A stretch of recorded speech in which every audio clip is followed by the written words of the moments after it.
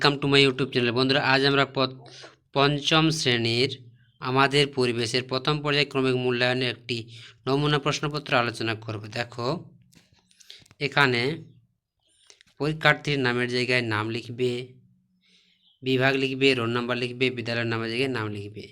এরপর দেখো, একের দাগের প্রশ্নগুলো, সঠিক উত্তরের টিক চিহ্ন দাও।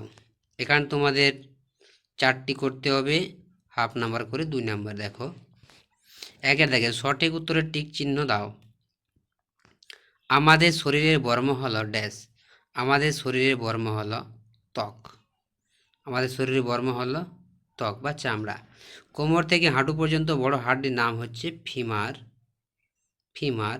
যক্ষা রোগের জন্য ডট চিকিৎসা করা হয়। লেন্সকে বাংলায় বলে কি?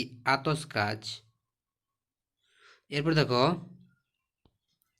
শূন্যস্থান পূরণ করো, উপযুক্ত শব্দ বসাও। এখানে তোমাদের 4টি করতে হবে। 1 × 4 = 4। দেখো, এখানে একটা হেল্প বক্স দেওয়া আছে। দেখো, অমেরুদণ্ডী, ডাক্তার, বেলে আর ছানা, এগুলোর মধ্যে এখানে বসাতে হবে। দেখো, স্ট্যাথোস্কোপ ড্যাশ ব্যবহার করে।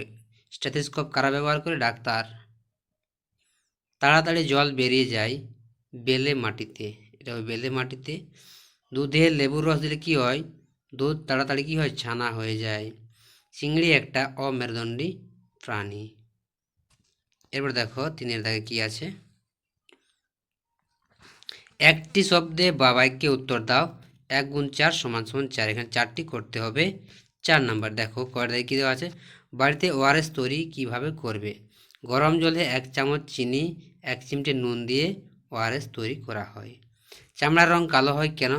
চামড়ার মধ্যে মেলানিন নামক এক রঞ্জক পদার্থ থাকার জন্য চামড়ার রং কালো হয়, বা মেলানিন থাকার জন্য রং কালো হয়। ত্বকে রোদ লাগলে কি হয়? ত্বকে রোদ লাগলে ভিটামিন ডি তৈরি হয়। হাড়ের জোড়কে বলে কি? অস্থি সন্ধি। এরপর দেখো, পরের পেজে কি আছে?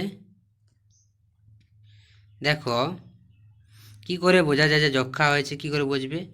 সে কাশির সঙ্গে রক্ত আসবে, কাশবে এবং কাশতে কাশতে রক্ত বেরিয়ে আসবে। এরপর দেখো, রক্তের কাজ বর্ণনা করো। কলাকোষে পুষ্টিরস ও অক্সিজেন পৌঁছে দেওয়া, এটা হচ্ছে রক্তের কাজ। সার কয় প্রকার ও কী কী? দেখো, তারপর লিখবে এগুলো সংজ্ঞা আকারে। ভূমিক্ষয় কাকে বলে? কি করলে ভূমিক্ষয় কমবে বা রোধ হবে? জল দূষণ কিভাবে তুমি প্রতিরোধ করবে, তার উপায়গুলি লেখো। তো এই ছিল তোমাদের পঞ্চম শ্রেণীর পরিবেশের একটি নমুনা প্রশ্নপত্র।